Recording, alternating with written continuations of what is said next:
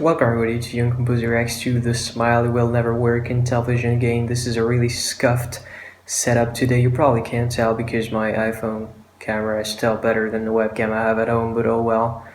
Let's dive into it. I can't afford to put the video on the screen. I don't want the video to be blocked. I'm probably gonna spend like 2 hours making this, so like if you like me torturing myself, let's go. Dang.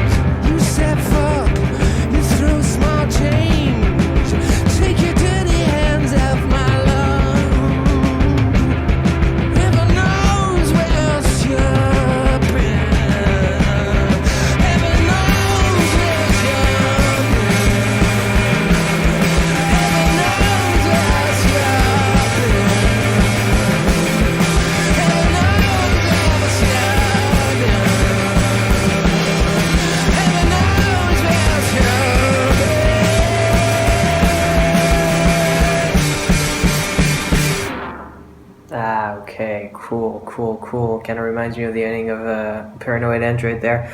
So the smile, that's Thom Yorke, that's Jonny Greenwood. I was totally looking at the laptop camera here. And that's a drummer who I forgot to look up before this video, but he's cool. I like what he does. I watched the live stream that the Smile did for Glastonbury, and I liked it, so I really wanted to get into whenever they would release a single or an album.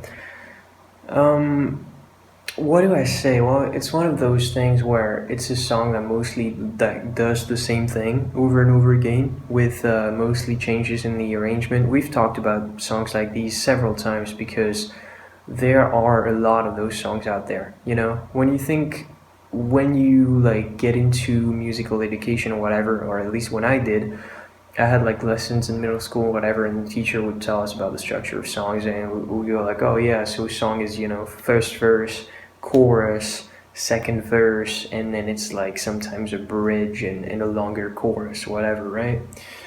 And a lot of people don't write music like that. At all, in fact. So I'm gonna actually turn off the laptop there so I can speak without getting interrupted by the fans. So here what they did is they said, no, F that, we're gonna do a song that's mostly the same thing, and there's these pounding drums and guitar strums, really big sound, doubled left, right, probably Greenwood doing his thing. was listening with headphones, didn't really pay attention to the bass all that much. I think it's Tom playing bass. They switched a bunch of times during the live stream, so it can't be too sure. It's that energy, sort of body snatchers type beat, really in Rainbow's energy with a Thom Yorke like screaming on this track, really sounding great. Greater than he did during the live stream, I guess. But that's studio magic, you know. You can record on your best day and that sort of thing. I really love the energy. Still got it for sure. And the I really love the drum beats and how they alternate, because as I said, you know, when you go for those songs that sort of do the same thing all over again, you want to give some little bit of ear candy to the people that are listening still. So they have all these changes in the drums, and then there's this sort of jazzier section, the instrumental place where some horns come in and all that stuff. I think that's brilliant. And what else? What else? I love the lyrics. I was reading them on the screen, and total nonsense, but also makes sense. You know, it's all evocative. It's all illusions, and like whatever, girls slitting their wrists and stuff like that is thrown in alongside some bogus sounding themes.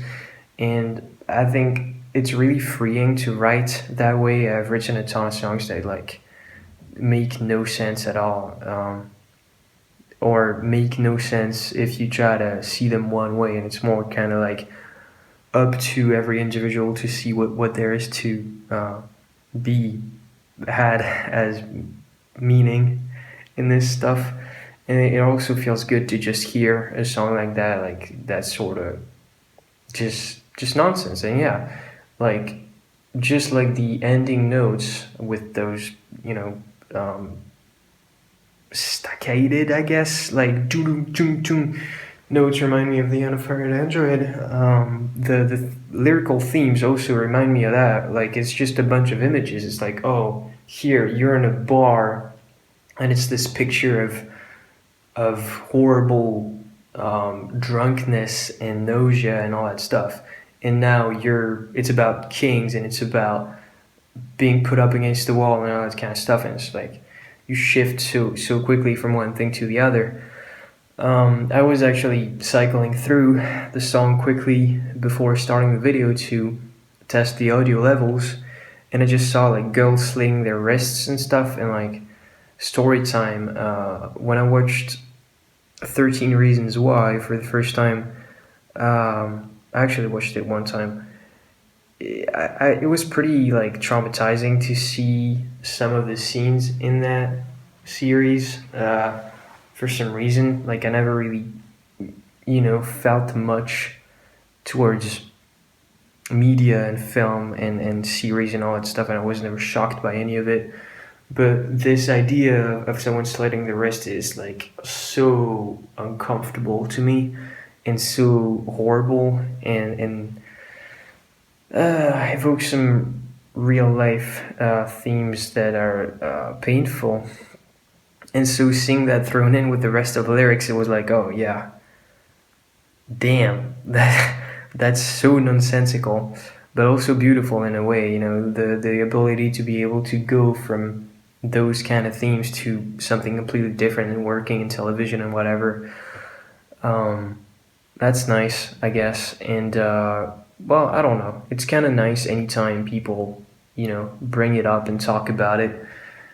Because if you just throw out there like girls slitting their wrists, and it's just, you know, spoken word or in a song or something, it's like, I don't know, that just makes people think. And I don't think it's really shocking the way it can be when it's like depicted in a series or something. Whatever, this was just my little jab at Netflix there. And I also did it all the way through because it was, you know, all the same thing, so I didn't really know where to pause it. I hope you guys enjoy the scuffed setup. I hope you enjoyed the video. I hope you had a good ending of your last year. Good start to this one. I'll see you around later. Young composer out. Bye. Yeah.